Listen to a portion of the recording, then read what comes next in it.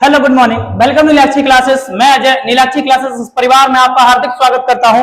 मेरे लाडलो, जो हम पढ़ रहे थे मिशन 95 प्लस बायोलॉजी के इस सेशन में, जिसमें हमने आपसे वादा किया था कि हम क्या करने वाले हैं, आपको लघु उत्तरीय प्रश्न, अति लघु उत्तरीय प्रश्न और दीर्घ उत्तरीय प्रश्न आपको करने वाले हैं। विशेषकर मेरा फोकस किस पे रहता है, इन 5 अंकों के जो प्रश्न आपके एग्जाम में आते हैं उनके लिए।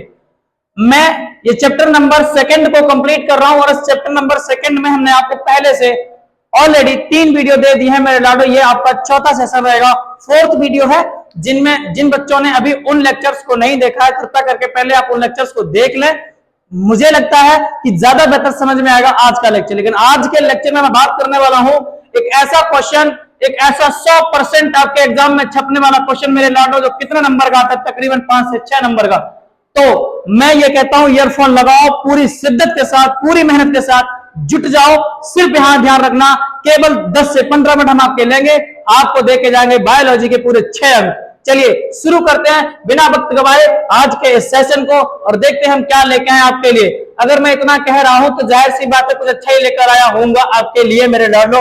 आज का टॉपिक हम पढ़ने वाले हैं मादा जनन तंत्र। चलें फिर स्टार्ट करते हैं, मजे लेते। आज हम जो पढ़ने वाले इसके बारे में बात करने से पहले मैं आपको थोड़ी सी बात बताना चाहूंगा, इसके पीछे के बैकग्राउंड को क्या होता है इसमें, उसके बाद हम चलेंगे इस टॉपिक पे।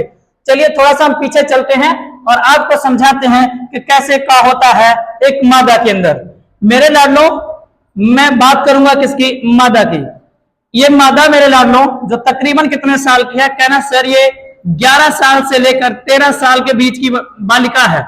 अब इस दौरान क्या होता है, जो अपना मस्तिष्क होता है मेरे लाडो, इस मस्तिष्क में पाया जाता है हाइपोथैलेमस। क्या होता है बेटा, कहना सर इस मस्तिष्क में एक अंग पाया जाता है, इसका नाम है हाइपोथैलेमस। हाइपोथैलेमस ये अंग आपका पाया जाता है। और इस अंग में क्या होता है मेरे लाडो, ये अंग जब मादा कितने साल की होती है, कहना सर 12 से लेकर 13 वर्ष की होती है, तो उस कंडीशन में क्या होता है, ये हाइपोथैलेमस एक हार्मोन का रिलीज करती है। इस हार्मोन का नाम क्या होता है मेरे लाडो, कहना sir GnRH, gonadotrophin hormone. Gonadotrophin hormone ये एक हार्मोन रिलीज करती है, इसका नाम क्या है, गोनेडोट्रोफिन हार्मोन। ये हार्मोन आगे चलकर मेरे लाडलो क्या करता है, ये मस्तिष्क में ही उपस्थित एक ग्रंथि होती है, इसका नाम है पीयूष ग्रंथि। इस पीयूष ग्रंथि को प्रेरित करता है। कौन प्रेरित करेगा, ये हाइपोथैलेमस। हाइपोथैलेमस ने क्या दिया बेटा, एक एंजाइम जिसका नाम क्या है, GnRH, गोनेडोट्रोफिन हार्मोन। ये क्या करेगा, पीयूष ग्रंथि को प्रेरित करेगा और प्रेरित करके क्या कहेगा बेटा, कहेगा क्या, इससे एक काम करवाएगा, 2 हार्मोन निकलवाता है मेरे लाडो। एक का नाम है FSH और दूसरा हार्मोन जो है उसका नाम है LH। पहला जो FSH है बेटा, इसको नाम बोलते हैं फॉलिकल स्टिमुलेटिंग हार्मोन। क्या बोलते हैं बेटा, फॉलिकल स्टिमुलेटिंग हार्मोन। हिंदी में इसको बोलते हैं पुट्टिका प्रेरक हार्मोन। क्या बोलते हैं बेटा, कहना सर इसका नाम है पुट्टिका प्रेरक हार्मोन। ये पुट्टिका प्रेरक हार्मोन। और एक और हार्मोन है बेटा जिसको बोलते हैं LH, ल्यूटिनाइजिंग हार्मोन। क्या बोलते हैं बेटा, ल्यूटिनाइजिंग हार्मोन। Luteinizing hormone. अब हमने बोला हाइपोथैलेमस 11 से 13 साल, हाइपोथैलेमस GnRH पीयूष ग्रंथि प्रेरित हुई, प्रेरित होकर क्या निकाल दिए, 2 हार्मोन। कौन कौन से, FSH और LH। मेरे लाडलो यही FSH और LH जो होते हैं वो प्रेरित करते हैं एक ग्रंथि को। मादा में एक ग्रंथि होती है जिसका नाम है अंडाशय। एक ग्रंथि है बेटा जिसका नाम क्या है, अंडाशय। अंडाशय से निकलवाएंगे नहीं, अंडाशय को क्या करेंगे ना सब, केवल प्रेरित करेंगे। तो ये क्या करेगा, प्रेरित कर देगा। और जब प्रेरित करेगा तो ये अंडाशय क्या करेगा, अंडाशय मेरे बच्चों एक हार्मोन निकालेगा। क्या निकालेगा, एक हार्मोन। कौन सा, नाम है इसका प्रोजेस्टेरॉन।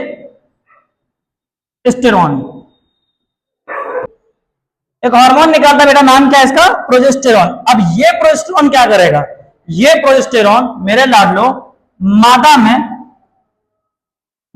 में 2 काम करवाएगा।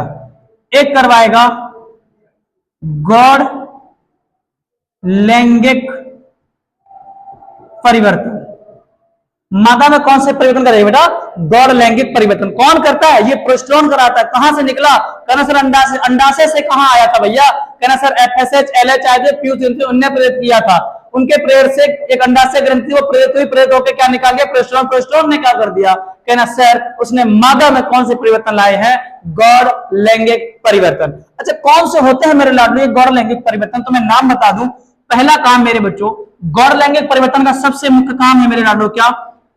पहला यह है कि आवाज जो होती है ना बालिकाओं की, आवाज, वो आवाज कैसी होती है? कहना सर सुरीली हो जाती है। आवाज जो है ना बहुत पतली सी प्यारी सी सुरीली सी हो जाती है। और अगला जो पॉइंट है वो कह रहा है क्या? मादा में आर्तव चक्र आना प्रारंभ होते हैं। आर्तव चक्र आना, जिनको हम लोग बेटा अपनी मेंस्ट्रुअल साइकिल इंग्लिश में बोलते हैं, लेकिन अपनी आम भाषा में हम उसको पीरियड्स कहते हैं। आर्तव चक्र ये प्रारंभ होता है। और क्या है बेटा? अगला पॉइंट आपको बता रहा हूं मैं। अगला पॉइंट जो है कह रहे कि मादा का श्रोणी भाग, श्रोणी बोले तो बेटा कमर वाला भाग, श्रोणी भाग जो है वो क्या करता है? वृद्धि कर जाता है। और अगला पॉइंट अगर मैं आपको बताऊं तो ये क्या करता है बेटा? इसमें बोलो कि मादा की स्तन ग्रंथियां जो होती हैं, स्तन ग्रंथियों में वृद्धि होती है। मतलब ये हो गया बेटा कि जो स्तन ग्रंथियां होती हैं उनके आकार में परिवर्तन आ जाता है, वो वृद्धि कर जाती हैं। और अगला पॉइंट है बेटा, कह रहे त्वचा जो होती है, चेहरे की जो त्वचा है, त्वचा कैसी होती है? कह रहे सर तैलीय हो जाती है, तैलीय हो जाती है। और अगला पॉइंट मैं बताऊं बेटा तो आपको क्या होता है? कहना सर मादा के मुहासे निकलना प्रारंभ होते हैं, मुहासे निकलना प्रारंभ होते हैं। और अगले पॉइंट की मैं बात करूं मेरे लाडो तो ये है एक और पॉइंट जिसमें कहते हैं क्या? मादा की कांख एवं जननांग, कांख एवं जननांग के पास गहरे काले बाल आते हैं। और ये लाडलो जिस समय में आते हैं, मैंने बोला ना ये प्रोस्टेरोन मादा में क्या करवाएगा? गौड़ लैंगिक परिवर्तन। ये गौड़ लैंगिक परिवर्तन ये 5-7 जो हमने आपके लिखे हैं, और ये मेरे बच्चों जिस टाइम पे आते हैं, जिस समय में आते हैं ना, उस समय को बोलते हैं क्या? कहना सर यौवना आरंभ। क्या बोलते हैं? यौवनारंभ। किसमें बेटा? मादा में यौवना आरंभ में आने वाले ये विभिन्न परिवर्तन हैं जो किसके कारण आते हैं? कहना सर ये आते हैं किसके कारण? प्रोस्टेरोन के कारण। जो प्रोस्टेरोन कहां से आया था? अंडाशय ग्रंथि से आया था। प्रेरित किसने किया था? एफएसएच और एलएच ने। एफएसएच एलएच कहां से आए थे? पीयूष ग्रंथि से। पीयूष ग्रंथि को किसने प्रेरित किया था? कहना सर जीएनआरएच हार्मोन, जो कहां से आया था? हाइपोथैलेमस ने। और कब हुआ था ये कांड मेरे लाडलो? तो कहना ये कांड हुआ था 11 से लेकर 13 वर्ष में। यहां तक की बात आपको समझ में आई है।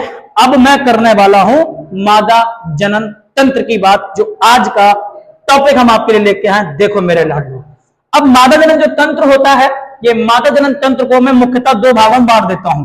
पहला भाग हमने क्या लिखा? प्राथमिक लैंगिक अंग। दूसरा भाग हमने क्या लिखा? द्वितीयक लैंगिक अंग। प्राथमिक लैंगिक अंग में मेरे बच्चों वही अंडाशय जिसके बारे में अभी हम बात करके आ रहे हैं, ये अंडाशय ना बेटा क्या होता है? मादा का प्राथमिक कह दें या मैं कहूं प्रमुख लैंगिक अंग। चाहे हम बोले क्या प्रमुख लैंगिक अंग या हम कहें क्या बेटा प्राथमिक लैंगिक अंग, एक ही बात है मेरे लाडलो। तो ये मादा का प्रमुख लैंगिक अंग है। अभी थोड़ी देर पहले हमने बात करी थी भैया, ये क्या करता है? प्रोजेस्टेरॉन एवं एस्ट्रोजन का संश्लेषण एवं श्रवण करता है भैया, बनाता है। प्रोजेस्टेरॉन और एस्ट्रोजन किसकी सहायता से? एलएच और एफएसएच की सहायता। जो कहां से आए थे? पीयूष ग्रंथि से मेरे बच्चों। ठीक है, अगला एक और काम होता है इसका, कहना सर मादा युग्मक का निर्माण करना। मादा युग्मक का निर्माण करता है मेरे लाडलो, यानी मादा युग्मक बोले तो अंडाणु। क्या बेटा? ये मादा युग्मक क्या होते हैं? कहना सर ये होते हैं अंडाणु होते हैं। और ये अंडाणु का निर्माण करता है। ये निर्माण करने की क्रिया जो होती है मेरे बच्चों, उसको बोलते हैं अंड जनन, oogenesis कहते हैं। क्या कहते हैं बेटा? oogenesis, oogenesis कहते हैं। और एक बात याद रखना मेरे बच्चों, ये oogenesis की क्रिया यानी अंड जनन की प्रक्रिया, जो मादा में अंडाणु बनते हैं, ये बनते कब है? तो कहना सर ये बनते हैं कब? मादा के भ्रूणीय समय में, या भ्रूणीय समय में मेरे बच्चों। जब मादा कहां होती है, भ्रूण में होती है, तब ये प्रक्रिया प्रारंभ होती है, तब मेरे बच्चों अंडाणु बनते हैं। लेकिन ये अंडाणु परिपक्व कब होते हैं? परिपक्व होते हैं कब बेटा? 11 से 13 वर्ष में ये प्रोसेस होती है पूरी। और उसके बाद अब ये जो भाग है, ये कौन सा बेटा? अंडाशय वाला भाग, जो प्रमुख भाग है किसका? मादा का, जिसमें हम लोग क्या बोलते हैं? प्राथमिक लैंगिक अंग। अब हम दूसरे पे चलते हैं, सेकंड वाले को। जिस वाले को हम लोग बोलते हैं सेकेंडरी, यानी द्वितीयक लैंगिक अंग, ये सेकेंडरी होते हैं, इनको हम सहायक लैंगिक अंग भी कहते हैं। लेकिन याद रखना, ये हमारा क्या है? प्रमुख। और इस प्रमुख लैंगिक अंग की ये सारे के सारे मिलकर क्या करेंगे? हेल्प करेंगे, सहायता करेंगे। कैसे मेरे बच्चों? दो भाग हमने बांटे इसके। पहला हमने बोला, क्या बताया मेरे लाडलो? हमने बोला कि सहायक जनन अंग जो क्या क्या होते हैं? कहना सर गर्भाशय होता है, फैलोपियन नलिका, योनि और बाह्य जनन इंद्रियां। और जबकि मैं सहायक नलिकाओं की बात करूं तो मेरे सहायक ग्रंथियों की बात करूं तो दो होते हैं मेरे बच्चों, एक बार्थोलिन ग्रंथि और एक स्तन ग्रंथि। इस टॉपिक को हम लोग जहां खत्म करेंगे वहां इन सारी चीजों के बारे में हम आपके सामने शेयर कर देंगे। उसके बाद हम लोग पढ़ेंगे अगले टॉपिक को। चलिए बेटा, चलो स्टार्ट करते हैं। अब हम पढ़ेंगे पहले अंडाशय को। चलिए, ये रहा, ये बच्चों क्या बनाया मैंने आपके लिए? मादा जनन तंत्र। गूगल से उठा के चिपका दिया, मैं झूठ नहीं बोलता, मैंने खुद नहीं बनाया मेरे लाडलो। चलिए, लेकिन मैं आपको यहां से सारी चीजें क्लियर करने की कोशिश करूंगा, कैसे कैसे क्या क्या होता है। देखो, ये जो टर्म है, ये जो भाग है बेटा, इस भाग को यहां से लेकर ये पूरे भाग को हम बोलते हैं क्या बेटा? कहना सर ये हमें लगता है क्या है? कहना सर ये अंडवाहिनी है। इसका नाम क्या है? कहना सर इसका नाम है क्या? अंडवाहिनी। ये है मेरे बच्चों अंडवाहिनी। इस अंडवाहिनी के भी तीन भाग होते हैं मेरे बच्चों। एक भाग ये वाला होता है जिसको हम लोग फिमरी कहते हैं, फिमरी। और एक भाग जो बच्चों ये वाला भाग, यानी ये पूरा भाग यहां से लेकर यहां तक, इस भाग को बोलते हैं एम्पुला। और उसके बाद ये जो संकीर्ण भाग होता है, जो गर्भाशय के सबसे करीब होता है बेटा, इसको बोलते हैं स्थमस। स्थमस।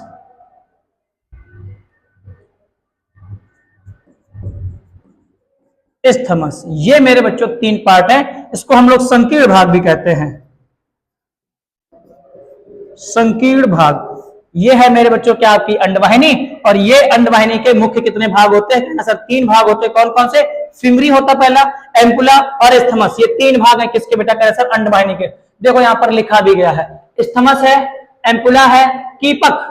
कीपक यानी ये वाला संकीर्ण पथ, ये वाला भाग कीपक बेटा। और उसके नीचे क्या है? कहना सर फिमरी है, झालर है। ये सारे मिलके क्या बनाते हैं? कहना सर अंडवाहिनी नलिका का निर्माण करते हैं। फिर आगे बात करते हैं बेटा, ये जो पार्ट है यहां से लेकर ये वाला पूरा पार्ट, ये पूरा पार्ट बेटा, ये वाला, इस पार्ट को हम बोलते हैं गर्भाशय। क्या बोलते हैं बेटा? कहना सर इसका नाम है गर्भाशय। और गर्भाशय जो होता है ना बेटा, गर्भाशय के इस वाले भाग को देखो यहां लिखा है, क्या बोलते हैं? फंड्स। क्या बोलते हैं बेटा? कहना सर इसको बोलते हैं फंड्स। फंड्स कहते हैं।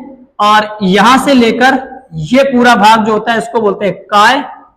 काय बोले तो बॉडी, यानी गर्भाशय का काय वाला भाग। और उसके बाद यहां होता है आपका क्या? ग्रीवा। ये गर्भाशय ग्रीवा होती है। एक और ग्रीवा नाल होती है, जिससे मेरे लाडलो कह रहे जो मादा युग्मक कह सकते हैं शुक्राणु का प्रवेश होता है। और इन्हीं से मेरे लाडलो आपके आर्तव चक्र का भी रास्ता होता है। यहीं से मेरे बच्चों प्रसव अवस्था भी होती है ना? दोनों काम यहीं से होते हैं। फिर उसके बाद नीचे एक सहायक ग्रंथि पाई, इसका नाम क्या होता है? योनि, है ना। अब ये रहा जो आपका गर्भाशय। ये गर्भाशय के तीन भाग हो गए बेटा। एक ये हो गया फंड्स, एक हो गया काय। ये फंड्स आपका पहला भाग है, काय आपका दूसरा भाग है, और तीसरी आपकी क्या कहना सर? गर्भाशय ग्रीवा। यानी गर्भाशय के कितने भाग होते हैं? तीन भाग, फंड्स, काय और गर्भाशय ग्रीवा।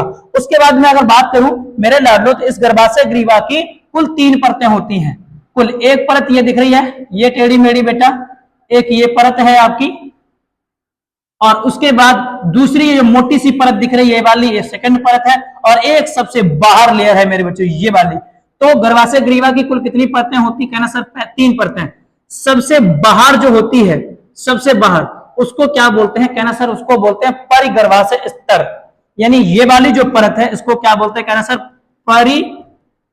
परिगर्भाशय स्तर। और इसको मेरे लाडलो पेरीमेट्रियम, इंग्लिश में क्या बोलते हैं? पेरीमेट्रियम। सबसे बाहर वाली परत को क्या बोलते हैं बेटा? पेरीमेट्रियम, जो गर्भाशय के सबसे बाहर पाई जाती है। फिर उसके बाद ये मोटी सी एक पेशीय स्तर होती है जो पेशियों से निर्मित होती है, स्पंजी पेशियों से निर्मित होती है मेरे बच्चों। ये मोटी सी परत, इस मोटी सी परत का नाम क्या होता है? तो कहना सर जी जो मैं नाम ले रहा हूं ना वही वाली क्या नाम है? पेशीय स्तर। पेशीय स्तर जिसको बेटा बोलते हैं मायोमेट्रियम, मायोमेट्रियम कहते हैं। फिर एक और परत है बेटा, लास्ट सबसे अंदर ये वाली परत, इस परत को बोलते हैं क्या बेटा? अंतः गर्भाशयी स्तर, अंतः गर्भाशयी स्तर जिसको बोलते हैं एंडोमेट्रियम। अब आपसे कोई पूछता गर्भाशय के कितने भाग? कहना सर 3। कौन कौन से 3? फंड्स हो गया, काय हो गया, गर्भाशय ग्रीवा हो गई, ये 3 भाग। कौन कौन सी 3 परतें? पहली परत सबसे बाहर वाली परत क्या होती है? परगर्भाशय स्तर। दूसरी परत क्या है? पेशीय स्तर, मायोमेट्रियम। और तीसरी परत क्या बेटा? कहना सर ये होती है अंतः गर्भाशयी स्तर। यानी 3 परतें पाई जाती हैं किस में मेरे लाडो? कहना सर गर्भाशय में। ओके। फिर उसके बाद यहां पर जो होती है मेरे बच्चों इसको गर्भाशय ग्रीवा कहते हैं। फिर एक और अंग होता है लास्ट में योनि, या बीच में क्या होती है? गर्भाशय ग्रीवा, यानी योनि पाई जाती है गर्भाशय ग्रीवा के जस्ट नीचे। अब बचे हैं ये 2 पार्ट, ये एक पार्ट ये रहा बेटा, और एक पार्ट ये है जो अभी मैं पढ़ने वाला हूं ना, इसी के बारे में पढ़ने वाला हूं। इसका नाम है क्या? कहना सर अंडाशय। क्या है नाम इसका? अंडाशय। मादा में कितने अंडाशय होते हैं बेटा? जो जोड़ी में पाए जाते हैं। पेड़ में एक और अंडाशय है, इधर देखो भैया, यहाँ कितने अंडाशय होते हैं मेरे लाल? कहना सर जी 2 अंडाशय होते हैं। एक अंडाशय दाएं भाग में, एक अंडाशय बाएं भाग में, दोनों के दोनों जुड़े रहते हैं अंडवाहिनी से और गर्भाशय से। जुड़े किससे हैं?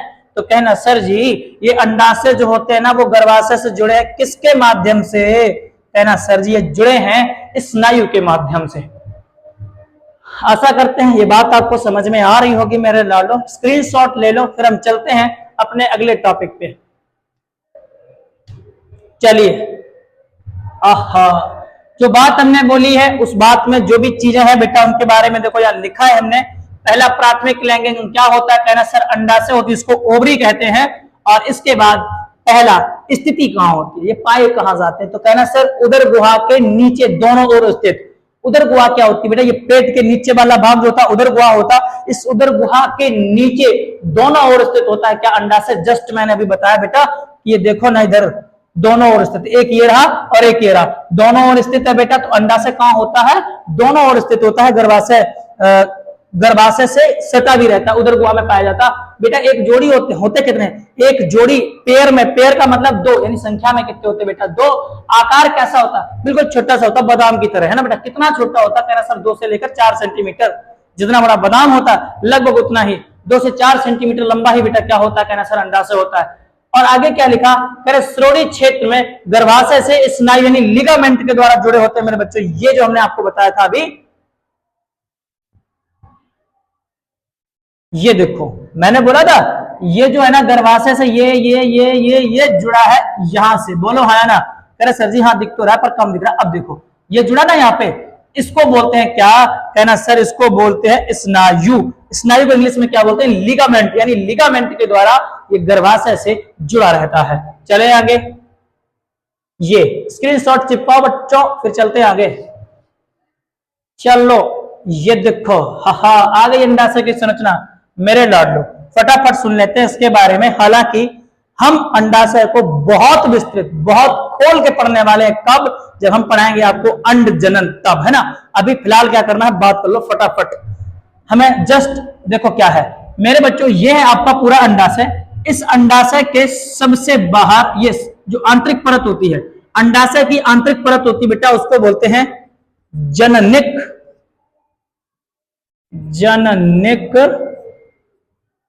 उपकला या बेटो जर्म स्तर।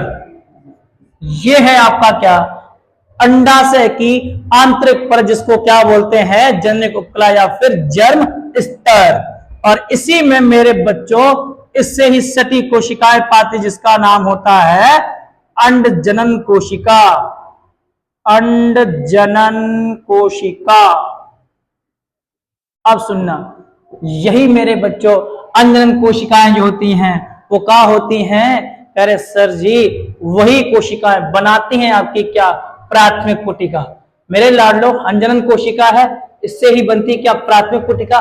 प्राथमिक पुटिका से यहां जो बनी है क्या बनती सर जी, अंजन कोशिका से पहले बनेगी प्राथमिक पुटिका, फिर बनेगी द्वितीयक पुटिका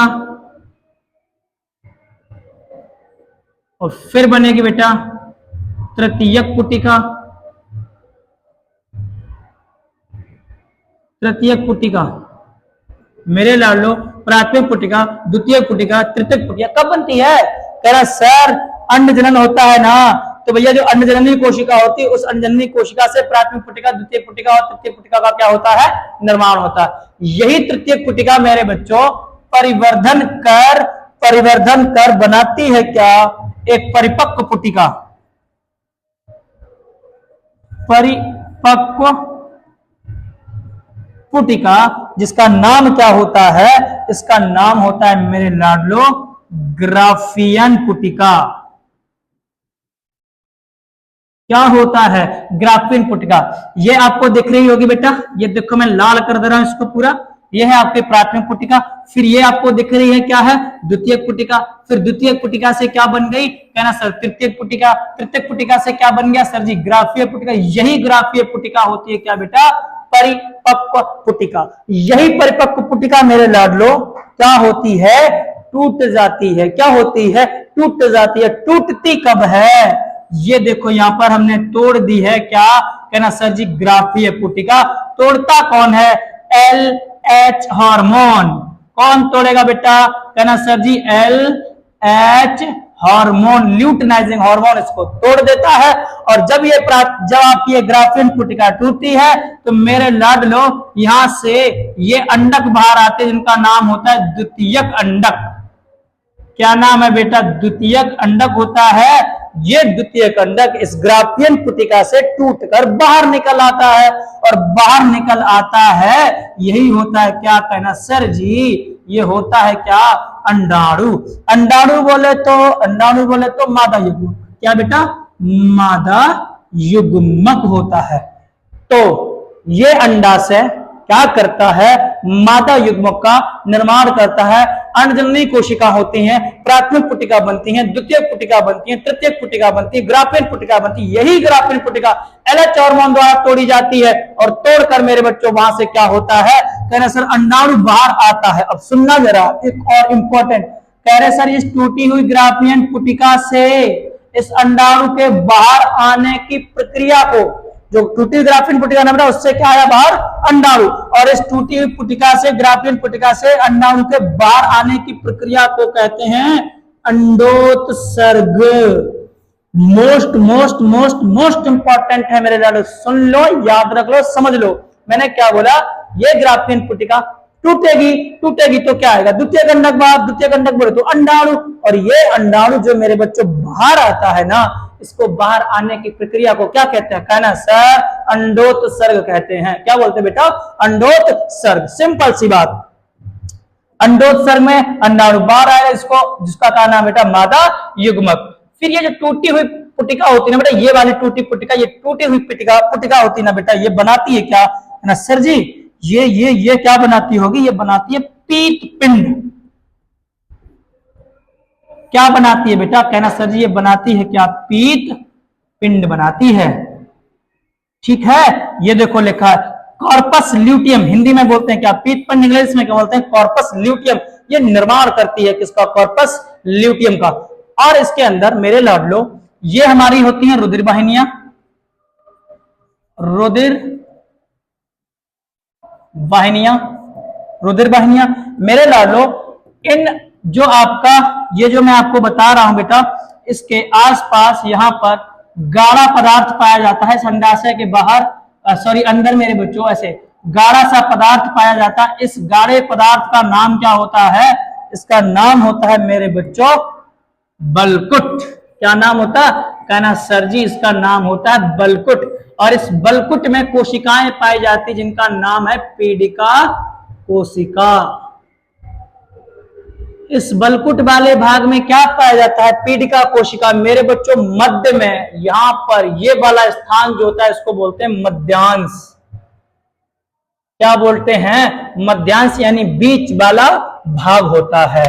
ये है आपकी अंडाशय की संरचना। इस अंडाशय में फटाफट देख लेते हैं क्या क्या है बेटा। रुधिर वाहिनियां हैं आपकी। सबसे ऊपर एक परत होती है, इस परत का नाम क्या होता है? जननिक उपकला या फिर जर्म स्तर। इस जर्म स्तर से ही चिपकी रहती है, यानी पाई जाती है क्या बेटा? अंडजननी कोशिकाएं।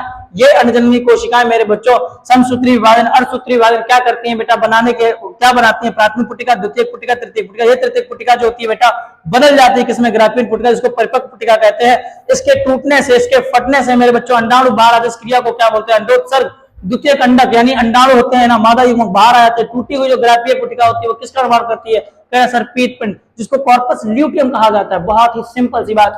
मैंने कहा इस अंडाशय के किनारे किनारे बहुत गाढ़ा पदार्थ पाया, इसका नाम क्या होता है? कहना सर बलकुट। इस बलकुट में कौन सी कोशिका पाई जाती है? पीडिका कोशिका। और ये पीडिका कोशिका भरपूर मात्रा में पोषक तत्व रखती है। और बीच में क्या होता है? सर खाली स्थान पाया जाता है। इस खाली स्थान में को हम लोग क्या बोलते हैं? मध्यांश। चले आगे पढ़ते हैं आगे के टॉपिक को।